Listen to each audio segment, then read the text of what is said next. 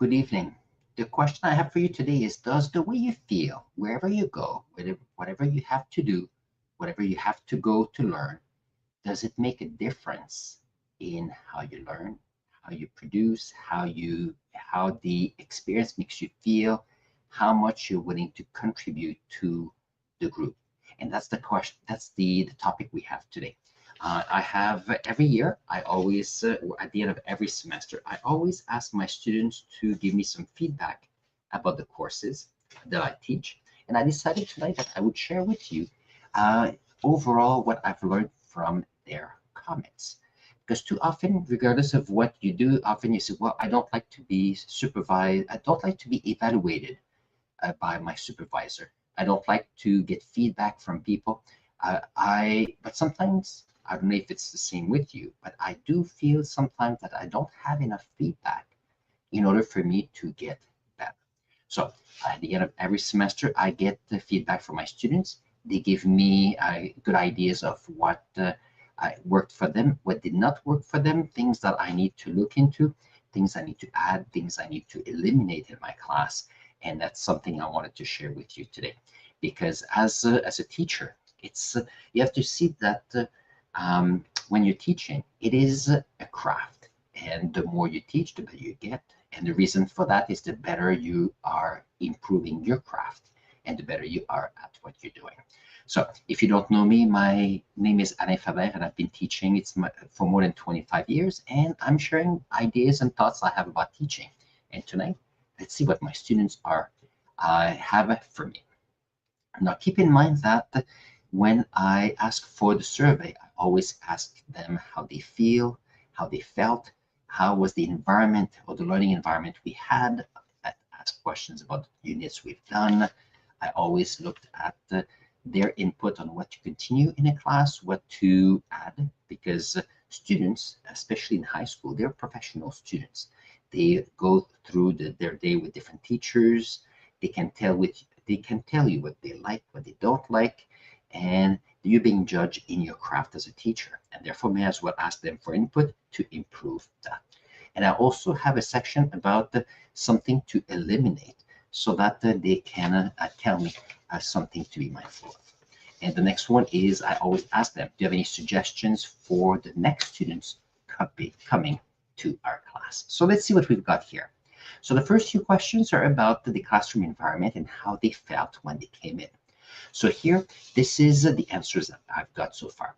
So many of them mentioned that they felt comfortable coming into my classroom. And that's quite important for me. When I set up my class, when I start my class, my semester, I always do all kind of activities to make students feel comfortable, but not just in the classroom, but comfortable with each other. And in many ways, comfortable with me as a teacher. They don't know me as a person. And they question the fact that why am I a person to listen to and why would they want to learn from me? And that's all part of growing as a classroom community. So here, the first few things. So when in the class, when they come in, I always try very hard to be at the door to welcome them in the classroom, so they feel that they feel welcome. I always do a lot of activities where students get to know each other, where they learn from a different perspective or different students' perspective, what they like, where they're from, what they appreciate, what they like to see. Because if you can promote an environment of kindness, then it's so much easier for everybody. So here it means that if they feel that people are nice in a classroom, they'll be more willing to ask questions. So often they mention that I am willing to answer any questions they have and they like it.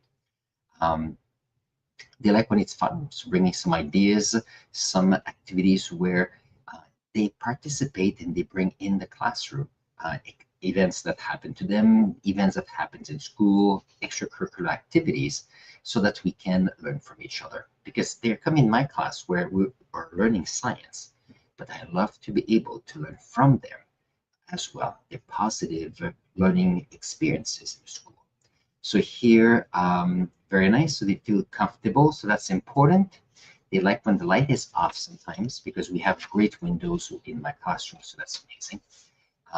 They like when it's friendly. friendly not just for me, but from every student in there. So I do a lot of activities where sometimes it's just a quick activity, 5 minutes, where I create new groups. They get to meet new people, introduce themselves. But on top of that, allow them to share their experiences and share, give them opportunities to collaborate in the classroom so that people know that they can all learn from each other. That's very important. Uh, many of them said there's no judgment about asking questions because I'm always open to them, and they feel safe for that. The next one here is that they like that it's calm.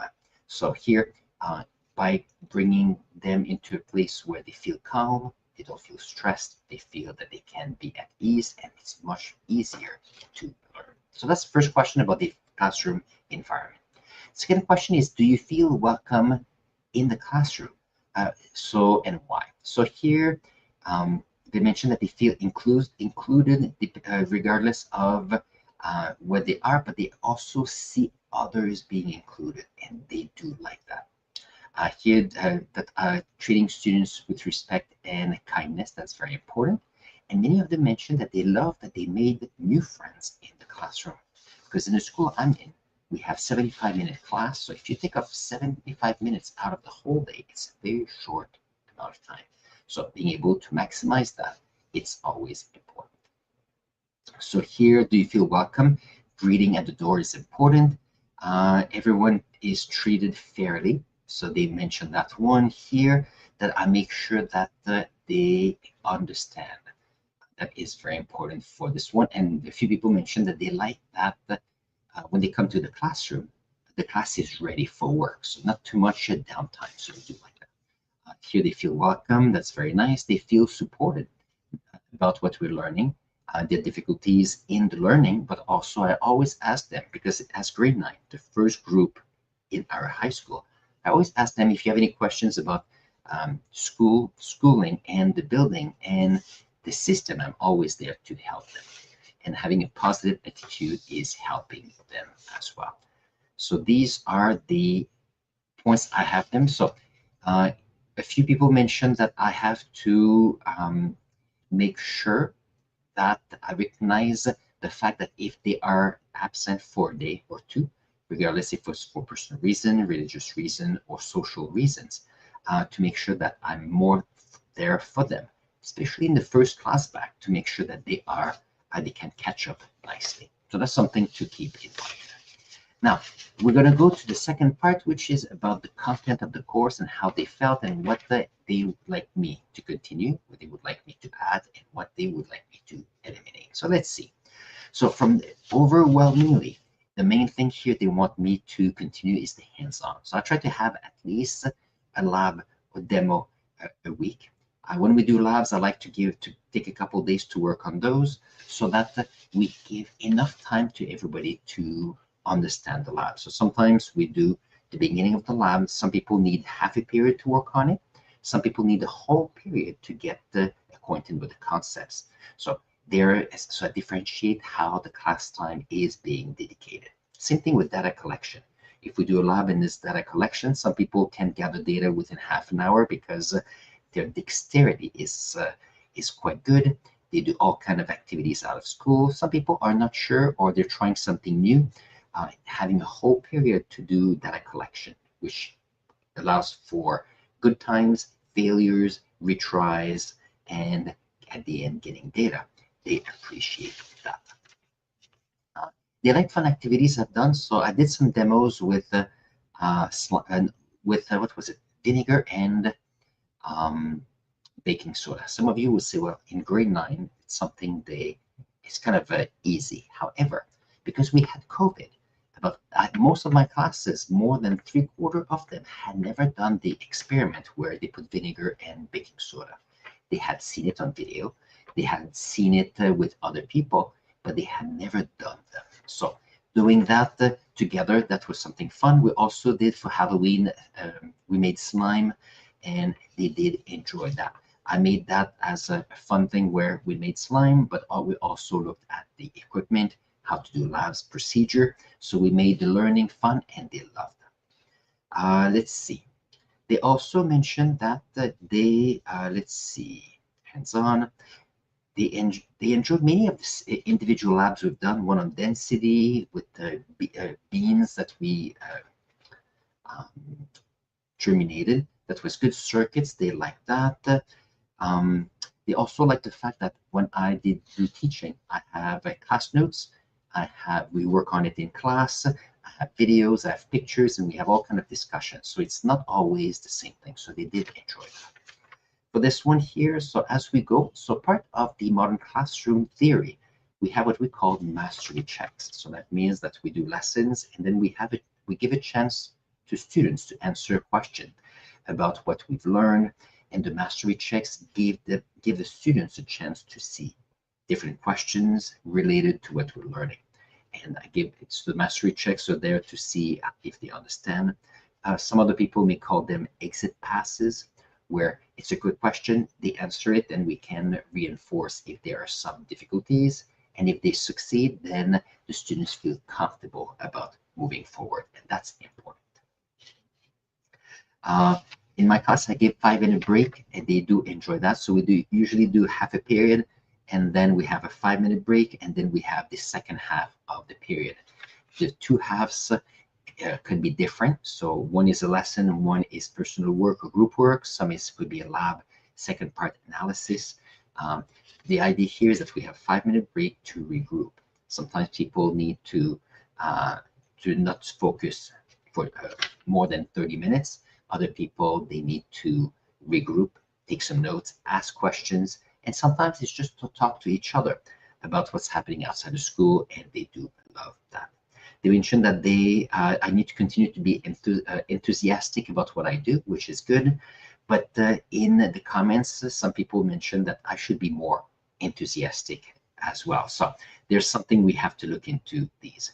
I do give a lot of analogies. So when I give a concept or there's a new ideas, I try to do an analogy with something that I think they have gone through, something that I know from the fact that I know much of the curriculum for at the elementary school.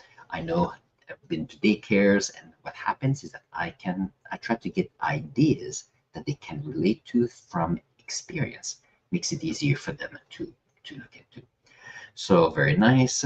Many of them. So I've been putting videos online. So you've seen on this channel, I have different videos about different topics for the class.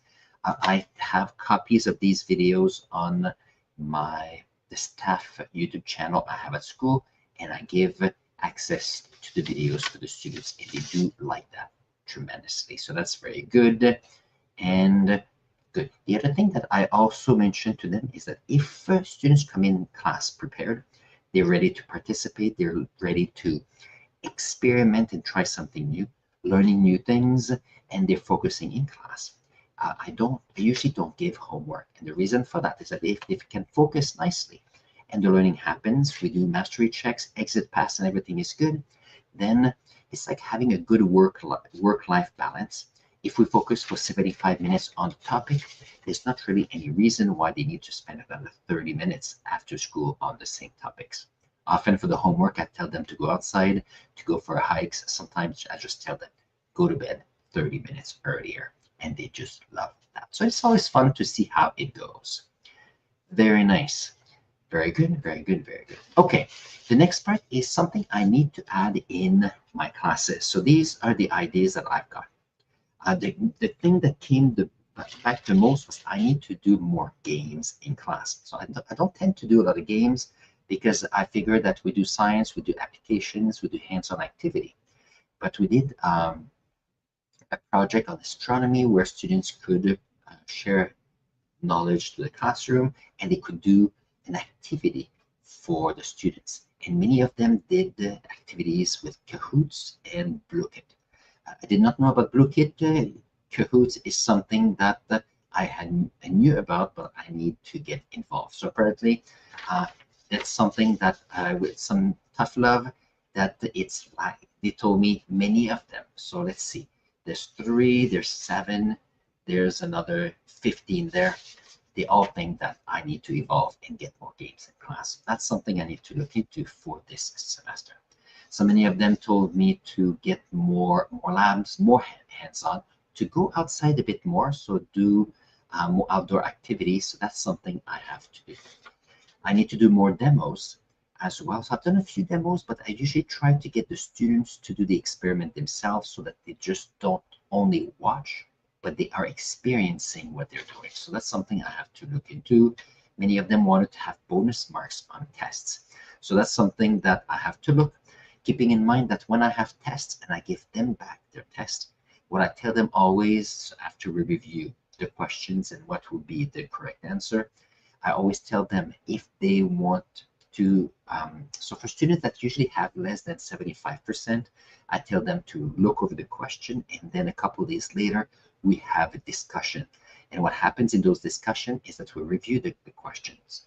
I ask them clarification questions, so I need to know what they have learned since the test, since looking over the questions, and they did some work personally. And if I see that on the test they had difficulties, but now a week later they know what the answers are, I don't penalize them for not knowing the first time. So if the second time they know, then I give them some marks there.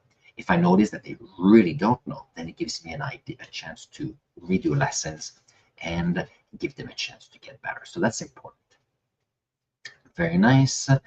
Many of them told me they wanted more review packages. So that means that review questions, that's something that I have to find a way to include more.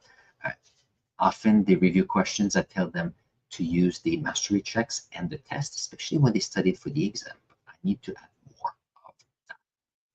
Very nice.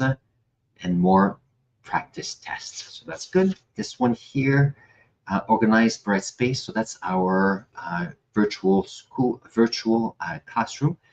So I always put all kind of links with respect to what we're doing. So I need to find ways to make it more organized. If only one person out of 70 mentioned that to me. So I have to look into what we can do. Here, a few people mentioned have debates, not debates that would be marked, but just debating topics so that they have a good idea. They can share their ideas there. So that's something I have to do. With respect to something to eliminate in my class. So here are things always important to see what they don't like. Because if I see that it's important, I include it by change the way we do things. However, if I see that many people don't like it, then I find sometimes new ideas to evolve and make the class even better next time. So we did a water filtering project here for engineering design. Many people said they didn't like it, so I need to find another project for engineering design for this one. Some people mentioned that they wanted to have more slides for that explains the unit. So here I've been using slides and handouts where we are sharing ideas and taking notes and doing group work and discussions, but I need to find ways to have a bit more slides, especially for people that are absent for Sundays. Very nice. People here, so here I had a project for astronomy. Many people said they did not like the setup of the project, which was a presentation. So I'm going to see if I can do a different, the astronomy project a different way this time. Many people say not to, everything was good, nothing to change. So let's see. Let's see. Some people did not like circuit diagrams, but we have to do so. Less focus on the water cycle. So I need to figure out what we do. So the reason why we did the water cycle was, oh yes, last summer we had in Toronto area a lot of heavy rain. And what happens here is that we talked about the water cycle, water filtration system, but also all the infrastructure for treating water. So we did spend maybe 3 or 4 days on that. So I'll see if I can, it's going to be different this semester because I was using current news and linking it to the class. So we're going to change that for next semester. Here it mentioned less guided notes. So the way the guided notes were, they felt it was just slides and they just copy the notes. And here the question that they mentioned here is that students don't take notes if it is not marked. So I have to see how we can look into that. And they want even more activities and more hands-on activities. So we'll see how it goes. So these are the things that I need to continue to add and eliminate. I always like to listen to what they like here. With respect to how they find the content, for the most part, many of them, so I said all the units we had, one was it was easy, five it was hard. The average of them was about 3. So I think that was good. And therefore that's something I think I'm doing well. With respect to how did you like units? It seems that for the most part, one being they dislike the units, and 5 they love it. Most of the units are at level 4 here. This class, it was most of them was 4 and 5, which was good. And here for this class here, it was a 3, 4, and 5. So here there's a class that I have to double check. It's on how I can improve this way. Perfect. Last question for this podcast today is when I ask my students, what are the suggestions for other students, for students coming up this semester, because I have a new semester coming on Monday in 5 days. So here the suggestions are such from this first class. Tell the students to participate in class to get the best mark. And the next one is talk to a variety of people to learn best. So that was a good one.